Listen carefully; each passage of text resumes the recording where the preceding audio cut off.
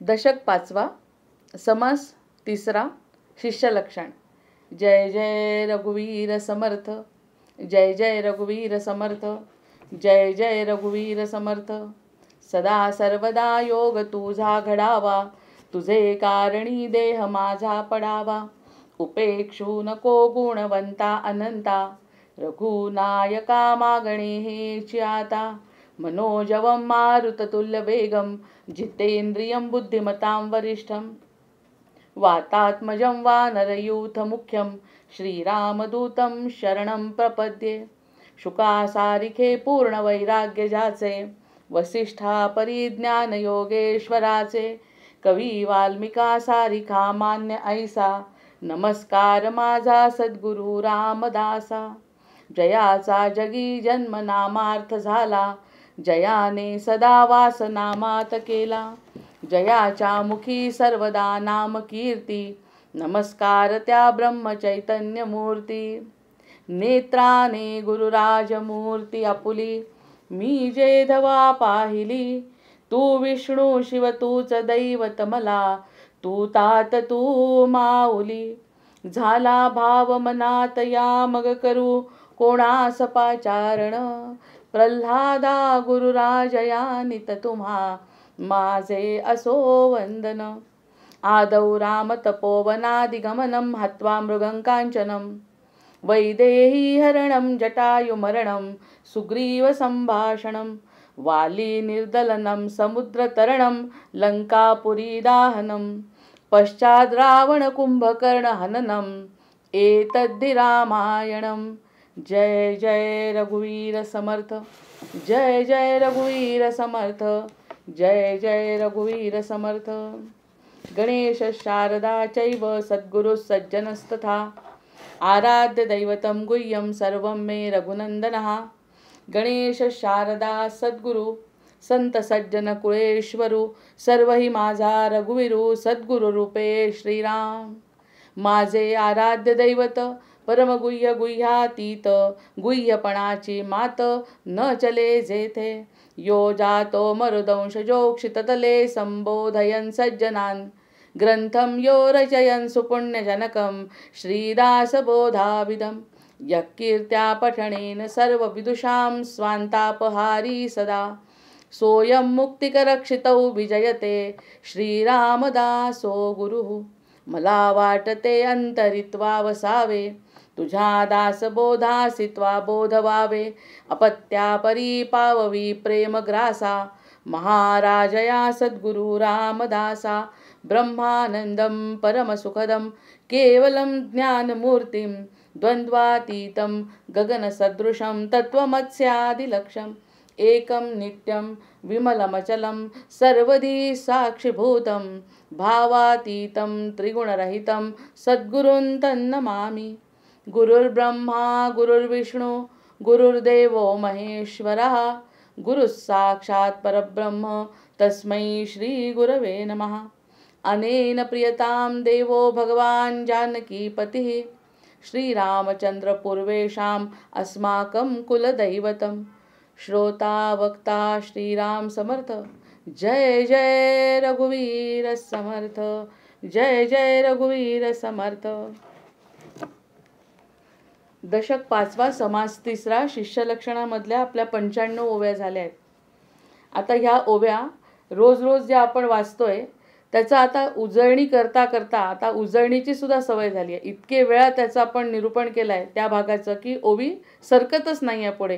कारण विषय हा अतिशय आपल्या जिव्हाळ्याचा आहे. दुसऱ्याचं कौतुक करणं सोपं आहे. सद्गुरूंचं लक्षण, भगवंताची महिमा. आता या क्षेत्रातली गोष्ट बोलते आहे बरं. आता प्रत्यक्षात कृतज्ञता व्यक्त करणं आणि एखादी गोष्टीचं कौतुक करणं किंवा एखाद्या गोष्टीला मोठेपणा देणं आपलं मन मानत नाही. पण एकदा या क्षेत्रात कळल्यानंतर गुरूंची महिमा आहे, गुरूंचा महिमा पटतो, अनुभव येतात आणि त्यामुळे गुरूंना मानतात. ही एक वेगळी गोष्ट. मानू शकतात.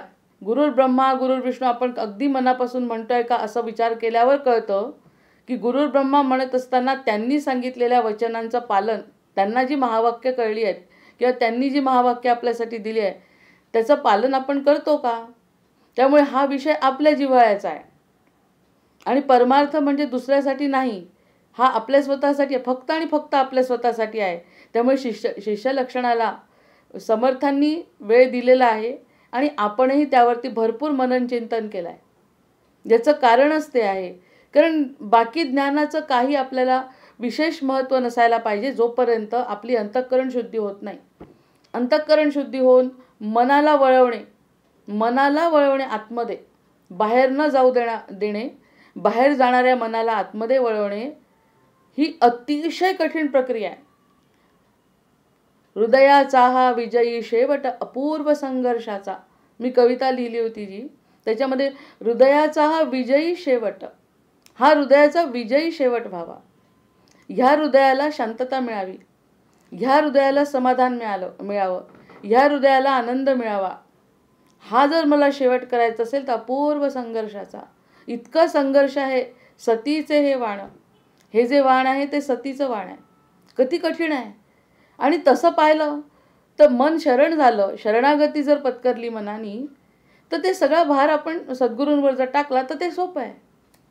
पण ते सोपं जे आहे ते सोपं होण्यासाठी आपली मती परिवर्तन, बुद्धीचं परिवर्तन होणं, हा सगळ्यात मोठा बदल आपल्या जीवनात आपल्याला करावा लागतो. म्हणजे आधीचं सगळ्या देवदेवतांना बोलवून समर्थांनी त्यांच्याकडून आधी आज्ञा घेतली, त्यांचे आशीर्वाद घेतले आणि त्यानंतर गुरूंची महिमा सांगितली. आणि गुरूंच्या महिमेनंतर आता आपण शिष्याबद्दल ते बोलत असताना कधी रागावतात, कधी उदास होतात, कधी शिकवतात आणि कधी सांगतात याशिवाय पर्याय नाही, पुढे जाऊन आपल्याला खूप त्रास भोगावा लागणार आहे, किंवा आताही तुम्ही त्रासच जो भोगताय तो त्रास संपणारच नाही जोपर्यंत तुम्ही पुढचं मी बोलतच नाही. पुढचं स्वर्ग नरक कल्पना नाहीच आहेत काही. आता सध्याचा जो त्रास आहे तो जर त्रासातून मुक्त व्हायचं असेल तर तुम्हाला आपल्या मनाला बदलवणं याशिवाय दुसरा मार्ग नाही. मनाला बदलवण्याशिवाय दुसरा मार्ग आपल्या हातात नाही. आणि मनाला बदलवणं आपल्याच मनाला बदलवायचं आहे, दुसऱ्यांच्या नाही. हे जर एकदा लक्षात आलं की मग वृत्ती आतमध्ये स्थिर होते आणि व्हायला पाहिजे ही संकल्पना आहे. आत्तापर्यंत जे काही शिकलं ते फक्त वरवरचं शिकलो, बाहेरचं शिकलो, बाहेरच्या जगतातलं शिकलो, आतमध्ये काहीच नाही. त्यामुळे पुढच्या ज्ञानापेक्षा याच्या पुढे जे ज्ञान मिळणार आहे, ब्रह्मनिरूपण आणि माया ब्रह्म जीव, हे सगळं जे मिळणार आहे ते सगळं आपोआप मिळेल. जर आपण शरण गेलो तर त्याचं आपोआप होणार आहे. मी माझं स्वतःचंच उदाहरण म्हणते ना, की माहिती काहीच नसलं तरी सुद्धा समाधान आधीच देऊन टाकतात. समजा एखादं लहान मुलं आहे आणि लहान मुलाला म्हटलं की तुला हे काम करायचं आहे, तुला की नाही काम केल्यानंतर बक्षीस दिले, एक पद्धत आहे, तू असं असं काम कर आणि तुला इतके इतके मार्क किंवा इतक्या इतक्या पद्धतीने जर तुला काम झालं तुझं,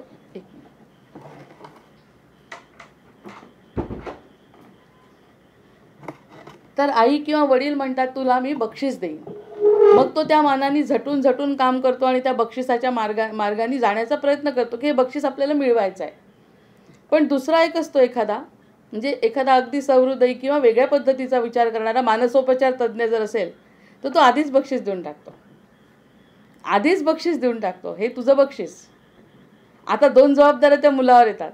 बक्षीस तर मिळालं आणि बक्षीस मिळाल्यानंतर त्या प्रमाणात आपलं कार्य झालं पाहिजे अशी त्याची जबाबदारी. आणि कधीकधी ह्या एका आशेमुळे काय होतं की तो अधिक जास्त प्रयत्न करतो कारण त्याला बक्षीस मिळालेलंच आहे. बक्षीस काय आहे हेही समजलं आहे आणि बक्षिसाचा आनंदही त्याला झालेला आहे, कारण की त्याला ॲडव्हान्समध्ये आधीच बक्षीस मिळालं आहे. मग आधी जर बक्षीस मिळालं तर त्याच्या बक्षिसाप्रमाणे कार्य करतो, कदाचित त्या बक्षिसापेक्षाही अधिक कार्य करतो. कारण की हे बक्षीस आता त्यांनी आधीच दिला, हा त्यांनी जो विश्वास दाखवला तो नाही म्हटलं तरी मनाला आनंददायी आहे. कष्ट करायला लावले नाही, कष्ट करायला लावल्यानंतर हातात बक्षीस ठेवण्यापेक्षा, कारण त्याला काहीच कल्पना नाही बक्षीस काय आहे. आता या ठिकाणी त्याच्या हातात बक्षीस आलेलं आहे आणि वडिलांचं प्रेम दिसलेलं आहे, आईचं प्रेम दिसलेलं आहे, आईचा विश्वास दिसलेला आहे. आणि मग जेव्हा हातातलं बक्षीस, आईवडिलांचा विश्वास, मग त्यांना कसं खुश करू मी, ह्याच्या मनामध्ये त्याच्या भावना वेगळ्या तयार होतात.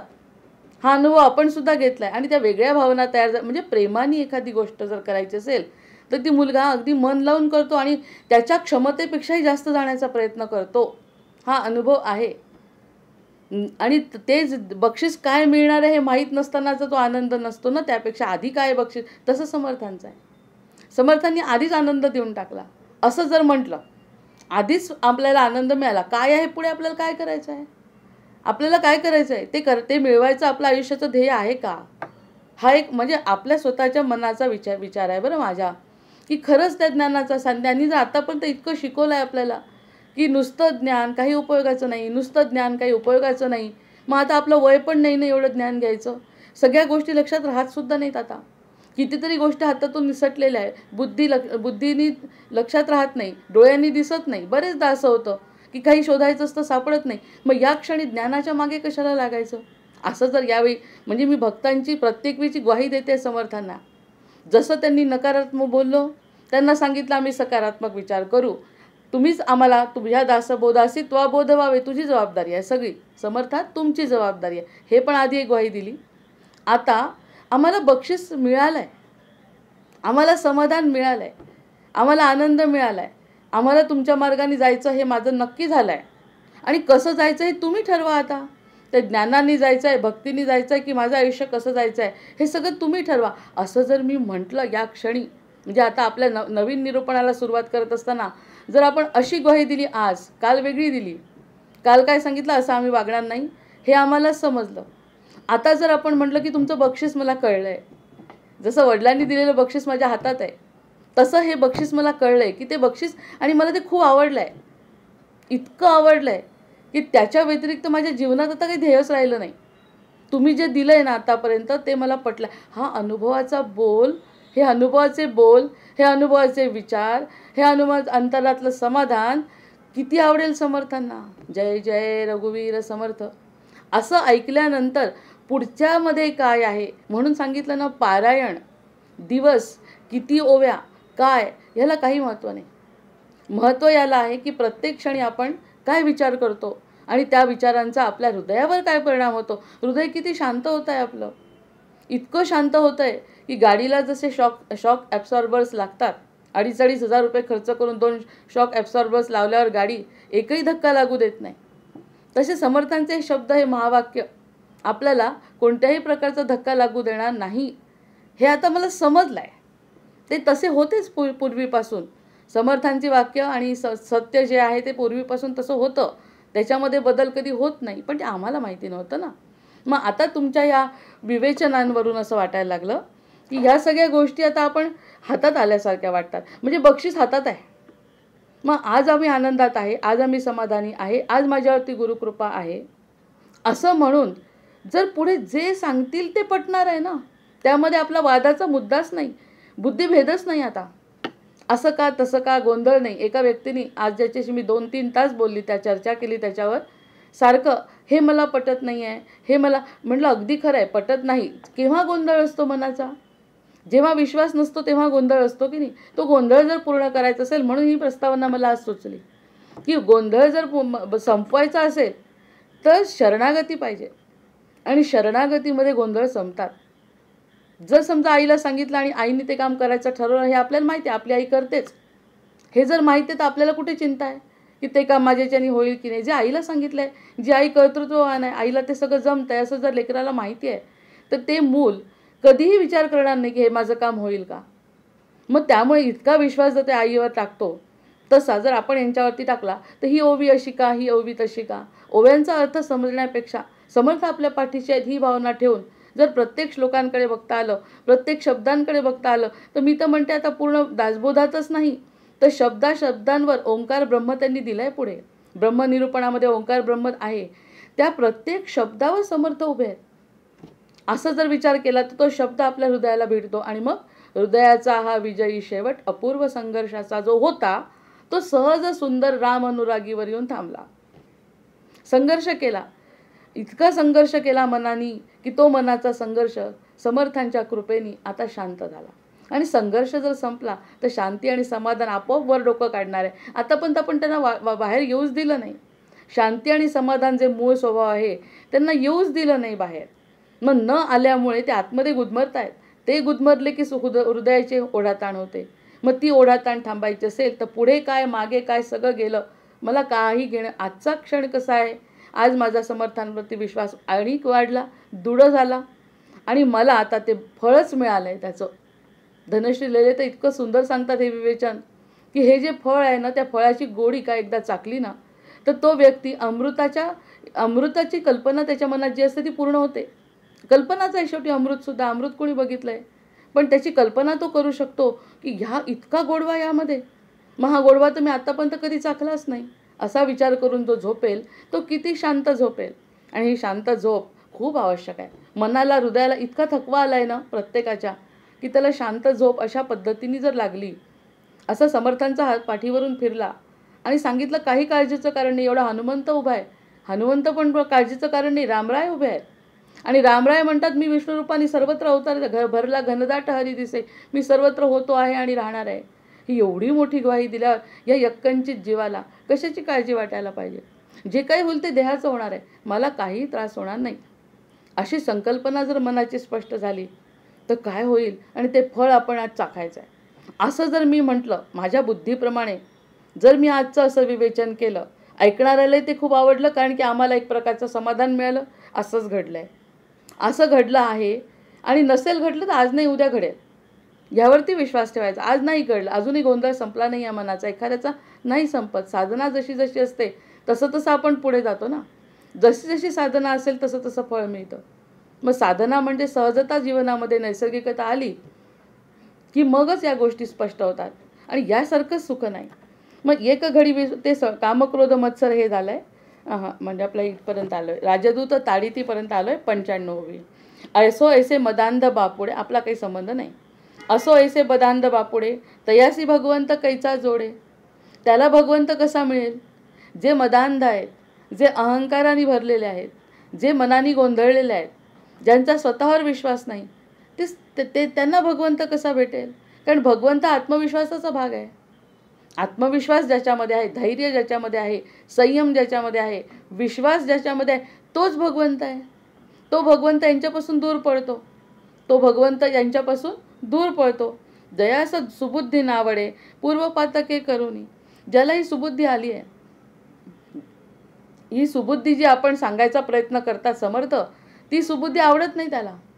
त्याला वाटतं याच्याशी काही घेणं देणंच नाही आपलं. पण आपल्याला वाटतंय ना, त्यामुळे ही उभी त्यांना समर्पण. जे ऐकत नाहीत त्यांचं काय करायचं? समर्थांना काळजी वाटते म्हणून त्यांनी म्हटलं. पण याच्या अगदी विरुद्ध, ज्यांना सुबुद्धी आवडे, आपल्याला सुबुद्धी आवडते, पूर्वपातक नाहीसं झालं. किती मोठी संकल्पना आहे. पूर्वपातक होतं म्हणून सुबुद्धी आवडत नव्हती. पूर्वपातक संपलं, पूर्व पुण्य फळाला आलं. पूर्वपातक संपलं, पूर्व पुण्य फळाला आलं. हातात काय पडलं? ह्या ओव्या पडल्या. समर्थांची कृपा आहे हातामध्ये. असं असेल तर भगवंत आवडायला लागला. कैचा आवडे? आवडायला लागला. नंतर असो जैसे मदांध बापुडे, आम्ही नाही, आम्ही राहणार नाही, आम्ही होणार नाही. आणि त्यामुळे आम्हाला काय घडलं? भगवंत भेटला. भगवंत भेटू शकतो ज्याला सुबुद्धी आवडू शकते. आणि पूर्वपातक संपलंय, पूर्व पुण्यफळाला आलाय. मग ते लोक म्हणतात ना, पूर्व पुण्यफळाला आलं म्हणून आपण तीर्थाच्या ठिकाणी जातो. पूर्व पुण्यफळाला आलं म्हणून हातामध्ये ग्रंथ पडतात. पूर्व पुण्यफळाला आलं म्हणून अशा पारमार्थिक संधी मिळतात. ही संधी प्रत्येकाला मिळत नाही. दुर्मिळ असा हा नरदेह आहे, तो मिळाला आहे. चांगल्या कुळात जन्म झाला आहे, चांगले सद्गुरू मिळालेले आहेत, चांगले ग्रंथ हातात पडले आहे, वेळ आहे, संधी आहे. ह्या सगळ्या गोष्टी आपोआप नाही घडत. या ज्या घडून आल्या आहे ती समर्थांची कृपा आहे. जय जय रघुवीर समर्थ, यावरती मती स्थिर झाली पाहिजे. नंतर तयास देहाचा अंती, त्याचा जेव्हा देहाचा अंत होतो, देहाचा, समर्थ किती शब्द इतके उत्तम वापरतात. देहाचा अंत, तयास देहाचा अंती गात्रे क्षीणता पावती. जेव्हा त्याचा अंत जवळ येतो, गात्रे क्षीण होतात. आपली होणार आहे, त्याची झाली, सद्गुरूंची सुद्धा झाली, सगळ्यांची गात्र. फक्त ते श्रीकृष्णच असे होते पूर्णावतारामध्ये की ते 75 वर्षाचे युद्ध लढले तरी असं काही वाटलं नाही. ते तरुण होते. देवदेवतासुद्धा तरुणच असतात. पण तसं आपलं नाही ना. आपण म्हातारं, प्रत्येक जीव म्हातारा होणार आहे. मग त्यांची गात्र क्षीण पावती, कितीतरी गोष्टी कमी होतात आपोआप न कळतच. दशरथ राजाला एक पांढरा केस दिसल्याबरोबर त्याच्या लक्षात आलं की आपण म्हातारा झालो. आपल्या तर पूर्ण दात पडले आणि चालता येणं बंद झालं, अगदी अंथरुणावर खिळलो तरी आपण म्हातारा झालो असं वाटतच नाही. म्हणजे जाणीवच होत नाही या गोष्टीची की आपण म्हातारा झालो आहे. जाणीव का होत नाही? कारण त्याच्यामध्ये सुख आहे असं वाटतं आहे. असं जरी झालं तरी मी आहे, मी आहे, माझं आहे, माझं आहे. जनक राजाला एका केसाने जाणीव झाली आपले अख्खे दात पडले तरी जाणीव होत नाही. हे मायेचा प्रभाव आहे. मग त्यांना म्हटलंय त्यांनी गात्रे क्षीणता पावती, हे कळलंय आता आपल्याला. जीवलगे ओसंडती जाणवेल तेव्हा. जेव्हा गात्र शिथिल होतात, गात्रांनी हालचाल होत नाही, तेव्हा जीवलगांच्या तोटी होतात. प्रत्यक्षामध्ये जोपर्यंत मशीन कार्यरत आहे तोपर्यंत सगळेजण आपलं कार्य करतात. त्यानंतर जेव्हा होत नाही तेव्हा कळतं की आपली काय किंमत आहे. अशा ह्या गोष्टी घडतात संसारामध्ये. संसार काय आहे? फाटका आहे. संसार हा फाटका म्हणजे कितीही शिवायचा प्रयत्न केला तर इकडून फाटलं तर इकडून उसवतो, असा हा संसार आहे. सर्व प्रकारचं एकत्रित सुख त्याला मिळू शकत नाही. एकत्रित सर्व दृष्टीने सुखी असा एखादा वर्ष असू शकतात.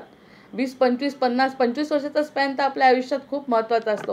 25, 50, 75 आणि 100.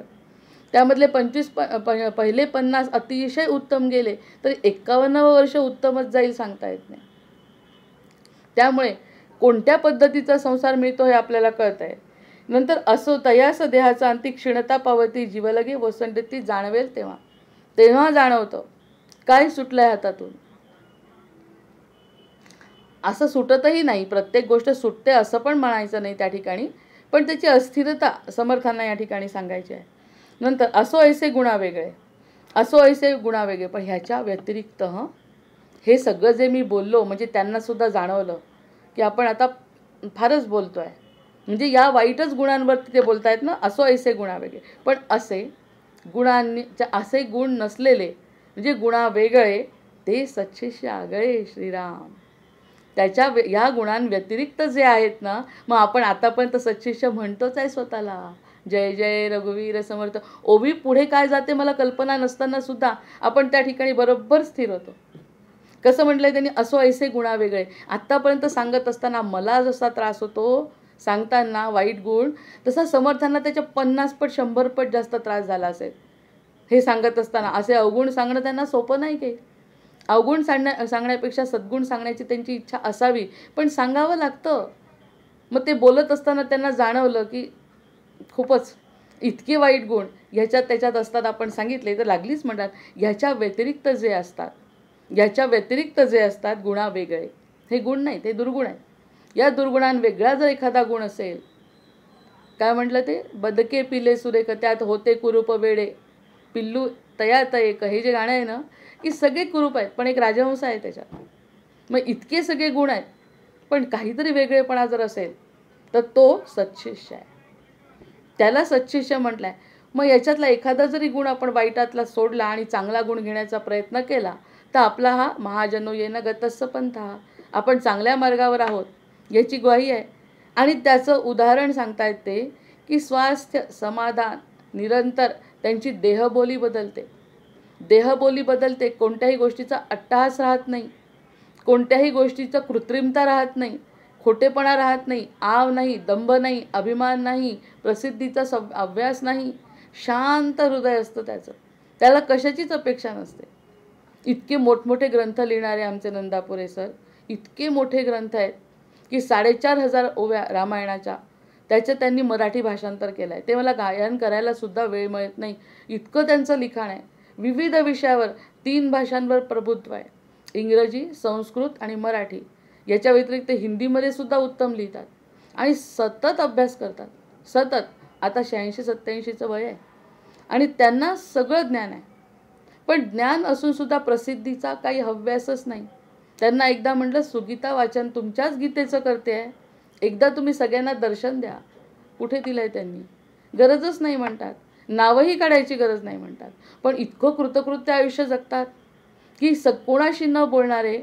आम्ही दिवसभर जेव्हा राहिलो, मला म्हणाल अर्धा तास आपण गच्चीत जायचं का? आणि गच्चीवर जाऊन खरंच त्यांनी त्यांच्या मनातल्या कितीतरी गोष्टी अशा सांगितल्या, अनुभव, की असं वाटलं हा माणसाला काय अनुभव आले बघा. आणि म्हणून तो प्रसिद्धीपासून दूर आहे. या सगळ्या गोष्टी आपण अनुभवतो आणि त्यांच्याजवळ जे आहे ते बाकी कोणाजवळ नाही हे मला माहिती आहे. इतका तृप्त आत्मा आहे, इतका तृप्त शरीर देह आहे आपल्यासारखा सगळ्यांजवळ. मग असे आपल्याला अनुभवाला आलेले लोक प्रत्येकाने बघावे, शोधावे, कोणाजवळ काय वेगळं. आणि किती पैशाच्या मागे लागण्यापेक्षा अशी जे रत्न असतात ना, ते रत्न आपल्यासमोर येतात आणि ते कशाचाही अभ्यास न करता. मग असा सच्छिष्य नाही का? ते कोणत्याही देवाची उपासना करो, ते कोणतंही कार्य करो, ते कोणतंही लेखन करो, काहीही करो किंवा काहीही न करो ते सत्शिष्यच आहे. कारण अंतर्बाह्य शुद्ध आहे. या सगळ्या गुणांमध्ये बसणारे आहेत. अंतर्बाह्य शुद्धी ही इतकी आवश्यक आहे. ते म्हणतात मला ज्ञानाचंही वाटत नाही, माझ्याकडून भगवंतांनी कसं करवून घेतलं मला माहीत नाही, मला कळलंच नाही की हे कसं झालं.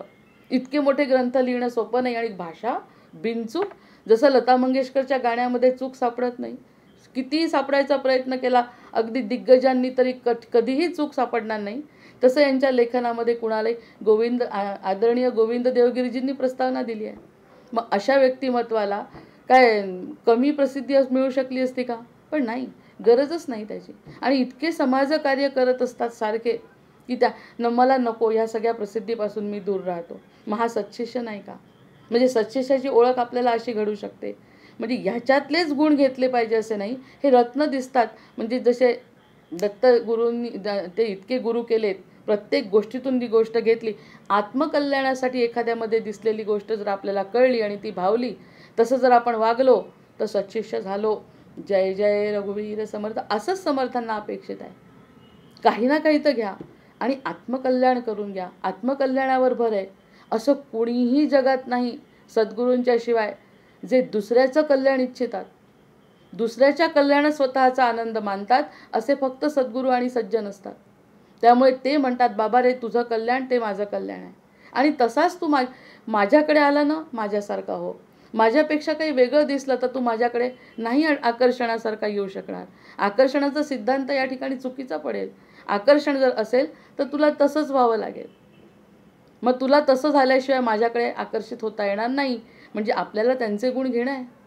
मग असं जर आहे, जसं मोहन भागवतांनी सांगितलं की शिवाची उपासना करतात तर शिवाचे गुण जर तुम्हाला दिसले तर ते गुण तुम्ही अंगीकारायला पाहिजे, तर शिवाच्या उपासनेला अर्थ आहे. नाही तर नुसता अभिषेक करून जल अर्पित करून काही उपयोग नाही. ते राष्ट्रकार्याच्या दृष्टीने बोलतात की राष्ट्रकार्य नुसतं शिवावर अभिषेक करून होणार नाही, प्रत्येकाला तो गुण असला पाहिजे शिवाचा. सत्यम शिवम सुंदरम. तर हे सगळे गुण असल्याशिवाय तुम्ही ते करू शकणार नाही. म्हणजे प्रत्येक कोणतीही शाखा असो, कोणतेही विचार असो, आत्मकल्याणावरच भर आहे. जो अंतःकरण शुद्ध असेल तोच फक्त या मार्गाने शेवटच्या पदापर्यंत पोहोचू शकतो. मग ते म्हणतात आहे की असे तयासी दृढ भावार्थे सोहळे. काय काय शब्द आहेत आता या ठिकाणी, एक एक तासाचं निरूपण होईल या ओवीवर. ते म्हणतात असो एक गुणा वेगळे ते सच्चिष्य आगळे. आपण तिथे जाण्यासाठी हातामध्ये काय आलं आहे? आता बक्षीस आलं आहे. कोणतं बक्षीस आलं आहे? शिष्यत्व पत्करलं आहे. भोजराजाची गोष्ट. माझं नाव नाही, माझं नाव नाही त्या कवितेमध्ये, त्या यादीमध्ये माझं नाव नाही म्हणत असताना त्याला आनंदाचा धक्का बसला. आणि त्याचं नाव कोणत्या यादीत होतं? की ज्याला देवाला जो आवडतो त्या यादीमध्ये त्याचं नाव होतं. मला देव आवडतो या यादीपेक्षाही एक वरची यादी आहे. ती यादी आहे देवाला कोण आवडतो. मग देवाला आवडणारा, सद्गुरूंना आवडणारा तो सत्शिष्य. सद्गुरूंना आवडणारा, सद्गुरूंना जे आवडेल तसं करणारा असा सत्शिष्य काय करतो? तो दृढ भावार्थे सोहळे. हा सोहळा आहे, हा आनंदोत्सव आहे. हा आनंदोत्सव आहे भोगिती स्वानंदाचे. इथे दुसरं कोण आलं? भोग नाही. भोग चाललाय आनंदाचा. आणि तो आनंद कशाचा? स्वानंद आहे. स्वानंदात रत आहे. आनंद स्वतःचा स्वतःला मिळतोय. अकारण हसतोय, अकारण रिलॅक्स होतोय, अकारण स्वस्थता येते जीवाला, अकारण हृदय आनंदाने भरून येतंय, उचंबळून येतंय, डोळ्यामध्ये पाणी. जसं समर्थांना राम येणार आहेच्या वेळी झालं तशी अवस्था जर शिष्याची झाली. अकारण भगवंतावर अकारण प्रेम, सद्गुरूंवर अकारण प्रेम. तरी सद्गुरूंकडून थोड्या अपेक्षा असतात, पण अकारण प्रेम हा आनंदाचा सोहळा होतो. हा आनंदाचा सोहळा होतो सांगणारे समर्थ. आपण जर म्हटलं की हा आनंद आमच्या हातात आल्यासारखा वाटतोय नुसता, तरी समर्थ किती खुश होते. असा आनंद आहे. तर असं जर एखाद्या शिष्याला वाटलं तर मग भोगिती स्वानंदाचे. म्हणजे जे पूर्वपातक होतं 96व्या ओवीमध्ये, पूर्वपातकांनी ह्या ज्या वाईट गोष्टी घडल्या, ज्याबद्दल आपण उच्चारसुद्धा न करता आपण त्याला बाजूला करून पुढे गेलो, त्या वाईट गोष्टींना बाजूला करून आपण पुढे गेलो, म्हणजे ऐकवत सुद्धा नाही आहेत ते गुण असण्याचा तर प्रश्न नाही. आता ऐकवत सुद्धा नाही आणि आपण होतो तसं. ते सोडून जेव्हा बाजूला गेलो, काय नाहीसं झालं जीवनातलं? पूर्वपातक. पूर्वपातक नाहीसं होणं सोपं आहे का? पूर्वपातकांच्या राशी, एवढ्या पातकांच्या राशी घेऊन तर आपण जन्माला आलो आहे. कोणत्या तरी मुहूर्तावर आपला जन्म होतो, मागच्या जन्मीचं गाठोडं प्रारब्धाचं घेऊन येतो, इतकं पातक असतं. त्यामुळे मायेचा बाजार असतो, मायेमध्ये अडकतो, संसारामध्ये गुंततो. हे सगळं पाप आहे. करणं वाईट नाही, पण त्यात अडकणं वाईट आहे. ते जे पूर्वपातक आहे ते संपतंय. अजून आपली दुःख संपली का? नाही. दुःखाचा संपूर्ण विनाश झाला का? नाही. पण पातक संपलं. जे पातक होतं ते संपलं, कारण आपण सद्गुरूंच्या पायावर डोकं ठेवलं आहे. जसं गंगेमध्ये गेल्यानंतर गंगेमध्ये म्हणतात देहाचं जे आहे पातक ते कमी होतं, तसं अंतःकरणाचं जर व्हायचं असेल शुद्धी, तर ती सद्गुरूंच्या पायाशिवाय नाही. सद्गुरूंच्या पायावर जेव्हा डोकं ठेवतो, महापातक, जे मोठे मोठे पातकं करून आपण आपल्याला माहिती आहे का आपण मागच्या जन्मी कोणतं पाप केलं? आताचं कळतंय, आता काय चुकलं याचं आत्मपरीक्षण केल्यावर कळतं. पण मागच्या जन्मी काय केलं त्यामुळे हे असे दुःख उभे राहिले हे आपल्याला कुठे कळतं?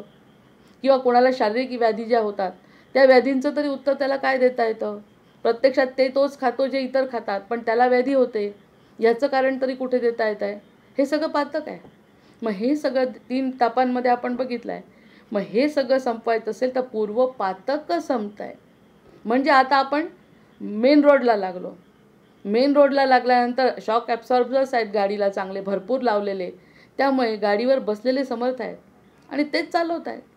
आता येणारे अडथळे पार करण्याचं काम त्यांनी करायचं आहे. आणि येणारे अडथळे आताही आले, ते आम्ही पार केले असं आम्हाला वाटलं, पण ते प्रत्यक्षात आम्ही केलेच नव्हते. तेव्हाही त्यांचीच कृपा होती, कळलं नव्हतं. आता कळलं. आणि त्यामुळे काय झालं की भोगीती स्वानंदाचे सोहळे. आता हा जो स्वानंदाचा सोहळा आहे, मी मुक्त झालो. तो जो शिष्य आहे तो मुक्त आहे. मुक्त कसा आहे? सगळं करायचं आहे त्याला, पण प्रत्यक्षामध्ये सगळी जबाबदारी सद्गुरूंवर टाकलेली असल्यामुळे तो मुक्त आहे. पातकच संपलं आहे. होणार आहे, थोड्या थोड्या गोष्टी घडत राहणार आहे, चालू राहणार आहे, मरेपर्यंत चालू राहणार आहे, देहाचं संपेपर्यंत. पण त्या मला त्या आजोबांचं उदाहरण समजून खरंच ते गीता वाचणारे जाताना प्रत्येकाला व्हिडिओ कॉल करून, रडू नका कोणी, अपर्णाला हे द्यायचं आणि त्यांना ते द्यायचं आहे, त्यांना ते सगळं व्यवस्थित सांगितलं आणि दवाखान्यात जाऊन व्यवस्थित प्राण सोडलेला आहे. असेही करणारे लोक आहेत, कारण ज्यांनी गीता लिहिली त्यांनी गीता जगलीच पाहिजे ना. नाही त्या गीता लिहिण्याचा फायदा काय? ज्ञानेश्वरी लिहिली आणि जगलीच नाही, एक ओवी नाही अनुभवली, काय फायदा आहे?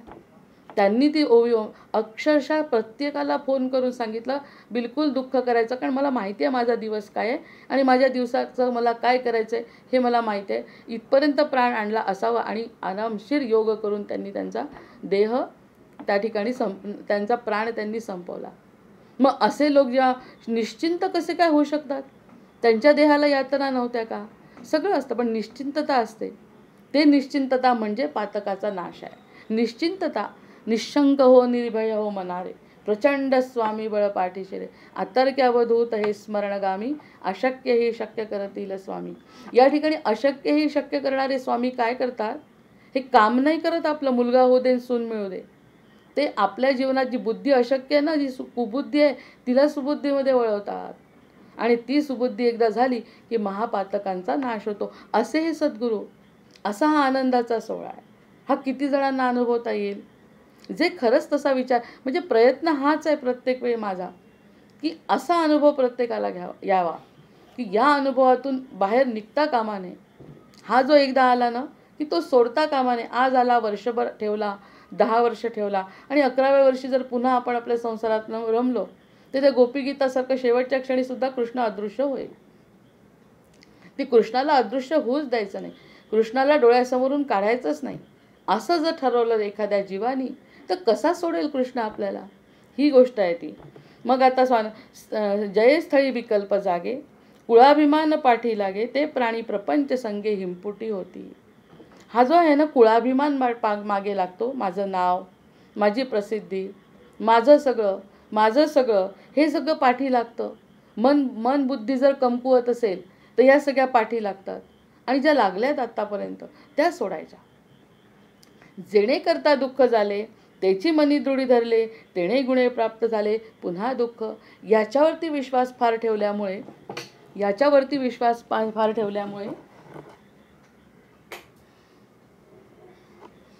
संसारावरती विश्वास फार ठेवल्यामुळे दुःख झालंय.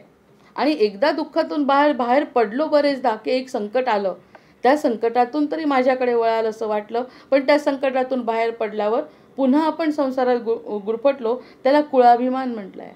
ज्या कुळात आपण जन्मतो त्याचे सगळे सोयरे सोबती, असा अर्जुन तर त्याचं सगळ्यात मोठं उदाहरण आहे की माझे काका, माझे आत्या, माझे मामा हे सगळे त्याचेच लोक पहिल्या अध्यायात सांगितलं आहे. माझेच लोक आहेत सगळे, या लोकांना माझेच भाऊ आहेत सगळे, मी कसं मारू?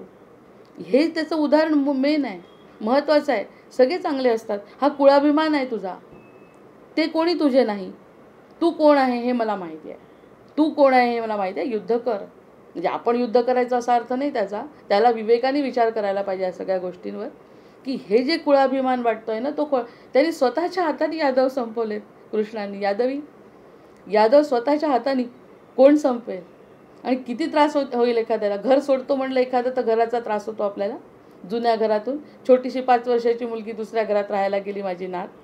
तर जेव्हा आम्ही जुन्या घराच्या वरून जायला लागलो, आजी या घराची आठवण येते. लहानसं मूल 5 वर्षाचं, पहिलं घर सोडलं, दुसऱ्या घरात गेल्यावर आठवण येते.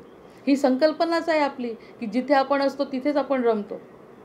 8 वर्षाच्या पासून, म्हणजे जिला जे न बोलता जे लक्षात येत असेल ते तर वेगळंच, सांगायला लागल्यापासून सांगते की मला या घराच्या, त्या घरासमोरून गेल्याबरोबर म्हणे आमचं घर. मग हे जर त्याचं या लहान मुलाचं होतं आहे, मग अर्जुनाचं काय चुकलं? काही नाही चुकलं. मी ज्यांच्या घरात जन्माला आलो, ज्या कुळामध्ये मी आहे, काहीच चुकत नसतं कोणाचं. तो मायेचा खेळ आहे हे समजायला फक्त सद्गुरू लागतात. बाकी चुकत कोणाचंच काही नाही. जे व्हायचं ते होणार आहे. अब तो धर्मयुद्ध होगा. कृष्ण म्हणतात, मी थांबवायचा प्रयत्न केला पण प्रारब्धाप्रमाणे थांबत नाही आहे. ते तुला करावंच लागणार आहे. तुझी इच्छा नाही, तुझा सत्सत विवेक आहे, तू सत्वगुणाचा पुतळा आहे.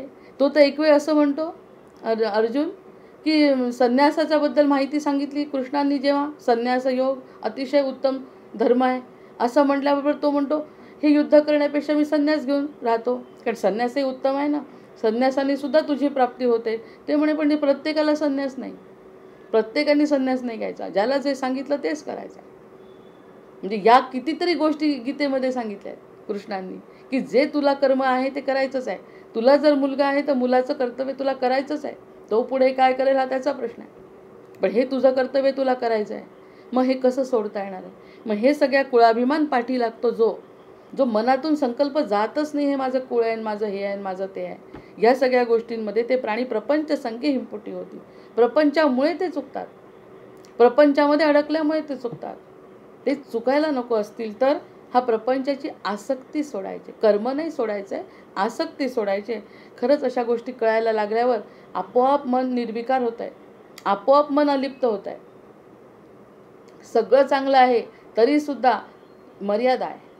सगळ्या गोष्टी चांगल्या आहेत पण मर्यादित स्वरूपातच आपण त्याचा उपभोग घ्यायचा आणि आपण भगवंतामध्ये तल्लीन व्हायचं. ही किती मोठी, म्हणजे असं ओढतोय आपल्याकडे स्वतःकडे. म्हणून माझं सुद्धा त्या दिवशी असं भांडणाचा विषय निघाला की भगवंत सगळ्यात स्वार्थी आहे. नाही जाऊ देत लाडक्या लेकराला इकडे तिकडे, नको रमू ग मी आहे ना, नको रमू ग मी आहे ना. हे जे त्याचं सांगणं प्रत्येक वेळी कुणाच्या ना कुणाच्या तोंडून असतं ते त्याचेच पार्षद असतात सगळे सांगणारे. तो काय तसा सोडत नाही आपल्याला एकदा मनात आल्यावर. एवढा विश्वास असल्यावर सगळीकडे तो दिसतो. मग हा प्रपंच खोटा आहे, असून नसल्यासारखं आहे, आणि जे नाही ते असलं आहे. मग जेणेकरिता दुःख झाले तेणे मणी दृढ झाले, तेणे गुणे प्राप्त झाले पुन्हा दुःख.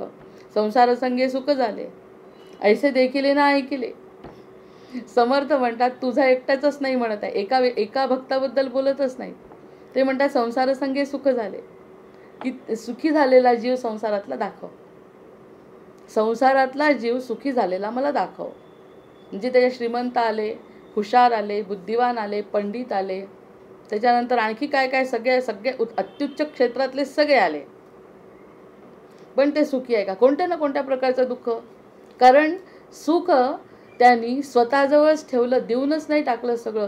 कर्णाला दातृत्व म्हणायचं. कृष्णाने काय सगळ्यांनी सांगितलं की दातृत्व म्हणजे कर्ण. मग आपल्याला दातृत्व नव्हतं घेता येत का भगवंताला? भगवंतांनी दातृत्व जर दाखवलं असतं आणि सगळं देऊन टाकलं असतं तर काय झालं असतं? पण आपल्याला भगवंत मिळालंच नसतं ना. कारण इथे जर आपण सुखी झालो असतो तर आपण भगवंताकडे कसं वळलो असतो? म्हणजे कल्याणासाठी आपल्या त्यांनी स्वतःजवळ ठेवलं आहे. मग कर्णाचं दातृत्वाचं कौतुक करतो कृष्ण, आणि तुझ्यासारखा दातृत्व म्हणजे कुणामध्येच नाही असं कृष्ण स्वतः सांगतात. आणि प्रत्यक्षात सगळं देण्यात स्वतः हात राखून आहे, स्वतः हात राखून देत आहेत सगळं.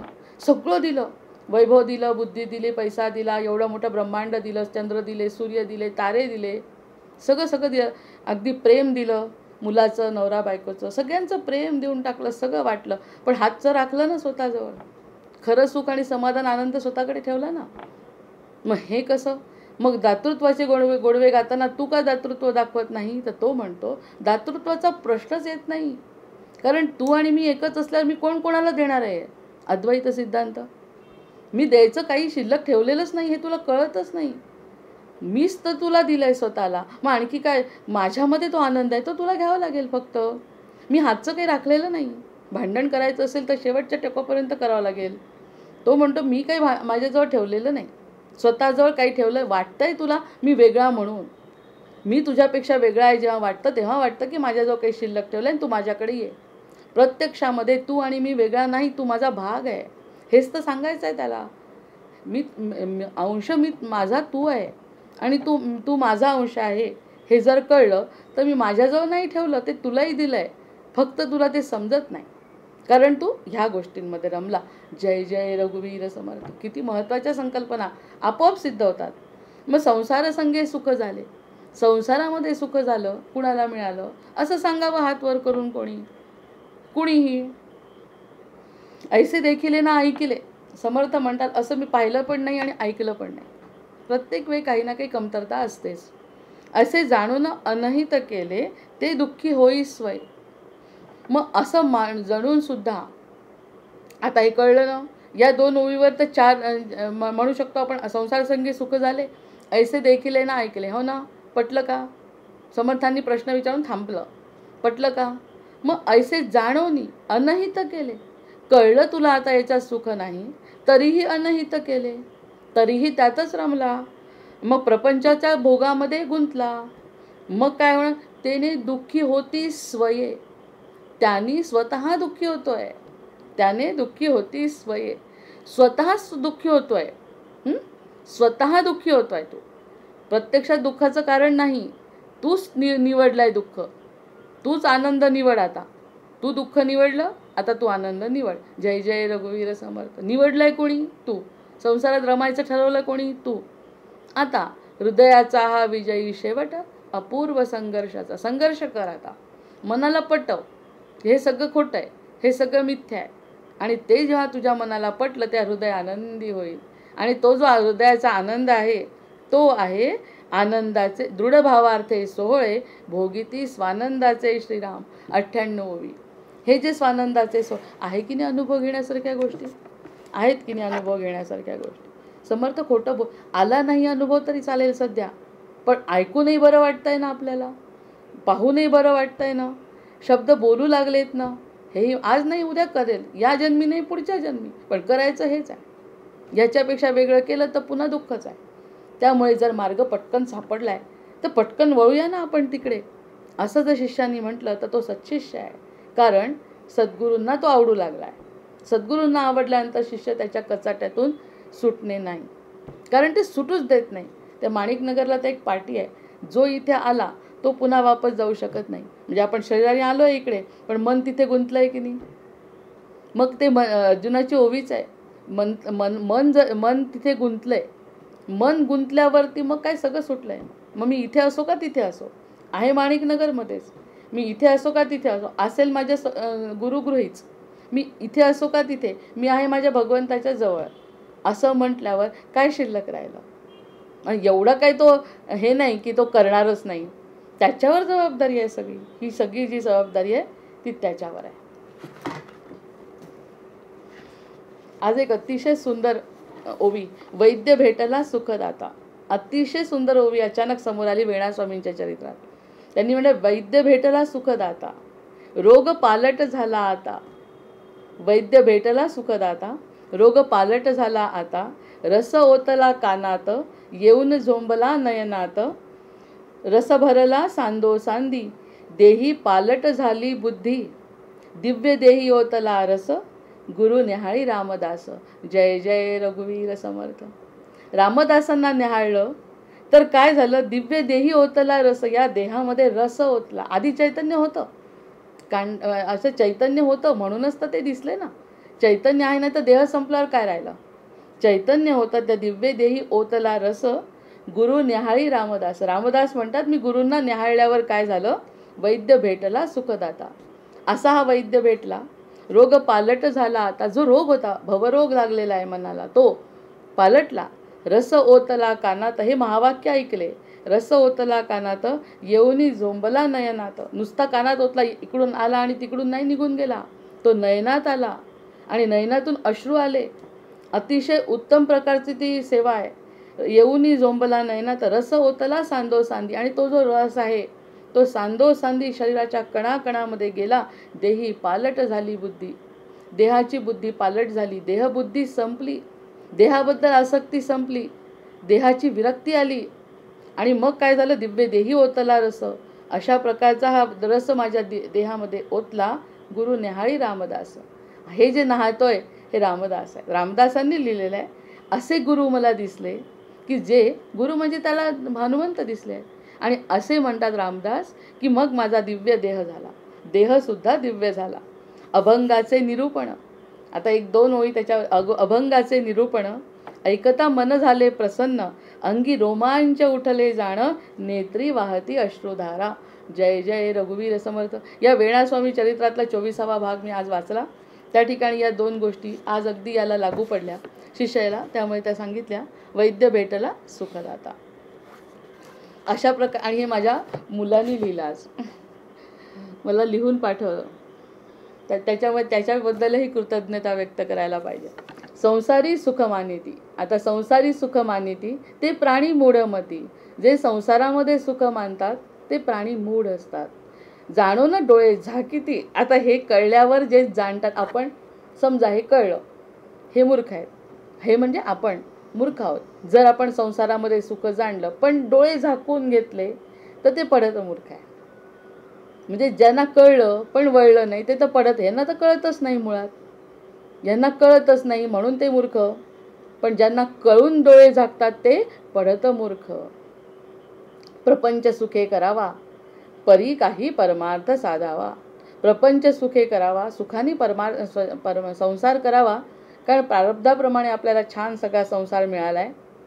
घर मिळालं आहे, दार मिळालं आहे, कुटुंब मिळालं आहे, मित्र मिळाले आहे, समाज मिळाला आहे, देश मिळाला आहे. आपण कुठल्या परदेशात नाही, देश मिळाला आहे, गुरु मिळाले आहे, आपल्याला मठ मिळाले आहेत, आपल्याला देवाची देवळं मिळाली आहेत. हे सगळं प्रपंच सुखे करावा, हे सगळं सुखाने करावं. परी काही परमार्थ वाढवावा, पण परमार्थ वाढवायलाच पाहिजे. परी काही परमार्थ वाढवावा, परमार्थ अवघाची बुडवावा, हे विहित नव्हे श्रीराम. परमार्थ सगळा बुडवून टाकायचा आणि फक्त संसार करायचा, हे चांगलं नाही. पूर्ण वर्तुळ करायचं असेल तर अर्धच वर्तुळ उपभोगणं योग्य नाही. वर्तुळ पूर्ण केलं पाहिजे. पूर्णत्व झाल्याशिवाय कशी पूर्णता येईल जीवनाला. अर्धवट काम केल्यानंतर पूर्ण काम झालं असं कसं म्हणेल कोणी. काम पूर्ण केलं तर पूर्णाची उपासना होईल ना. त्यामुळे ते काम पूर्ण करावं, ते विहित नव्हे श्रीराम. आता संपलं. शिष्य लक्षण या ठिकाणी संपतंय. मागा झाले निरूपण, गुरु शिष्याची ओळखणं. गुरु आणि शिष्याची ओळखणं पुन्हा पुन्हा ऐकण्यासारखा समास आहे. ज्ञानाची गरजच वाटत नाही, ज्ञानाची गरज वाटत नाही. आता हळूहळू ते सांगतील ते गोड वाटणार आहे, कदाचित डोक्यावरून जाणार आहे. काही काही गोष्टी जेव्हा आपण बोलतो किंवा लिहितो तर म्हणतात हे डोक्यावरून गेलं, जाऊ शकतं. कारण ते सत्य आहे, तो वेद आहे. वेदांत म्हणतात, वेदाचा अंत, ते कठीण आहे. वेद समजणं सोपं कसं आहे, ऋग्वेद यजुर्वेद. आता ह्या लोकांनी जे आयुष्य घालवलं तेव्हा कुठे त्यांना समजतं. आपल्याला कसं समजणार आहे. त्रास होणार आहे ज्ञानाचा, पण त्रासाचा प्रश्नच कुठे येतो. कशाचाच त्रास नाही आता, ना संसाराचा ना ज्ञानाचा. मिळालं नाही मिळालं काही हरकत नाही. मिळालं नाही मिळालं तरी काही हरकत नाही. अशा पद्धतीने जर आपण पुढे गेलो तर गुरु शिष्याची ओळखणं, ही गुरु शिष्याची ओळखणं. आता उपदेशाचे लक्षण सांगितलेलं. आता उपदेश करतो. जर सच्शिष्य असेल आणि गुरु शिष्याची ओळख झाली असेल, जीवाशिवाचं मिलन आहे ते. प्रत्यक्षामध्ये मला जे पाहिजे ते मिळत असेल, ते ठिकाण म्हणजे सद्गुरू आहे. जीवाला जे पाहिजे ते देणारे सद्गुरू आहेत. त्यामुळे त्याच्याबद्दलचे उपदेशाचे लक्षणं सांगितलेलं श्रीराम.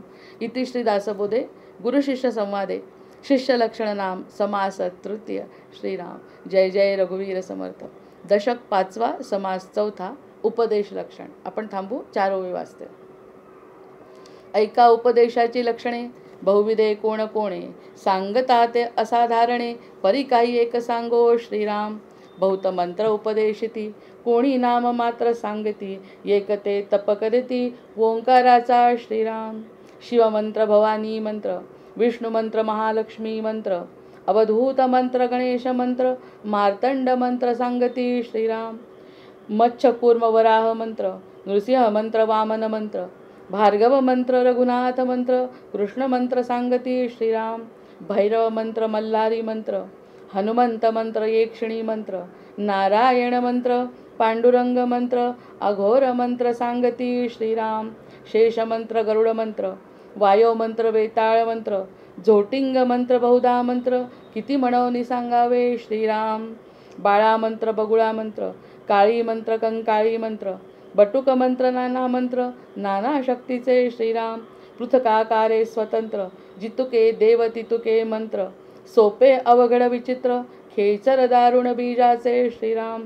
पाहो जाता पृथ्वीवरी, देवांची गणना कोण करी, तितुके मंत्र वैखरी, किती म्हणून वदवावी श्रीराम. असंख्यात मंत्रमाळा, एकाहून एक आगळा, विचित्र मायेची कळा, कोण जाणे श्रीराम. जय जय रघुवीर समर्थ, जय जय रघुवीर समर्थ.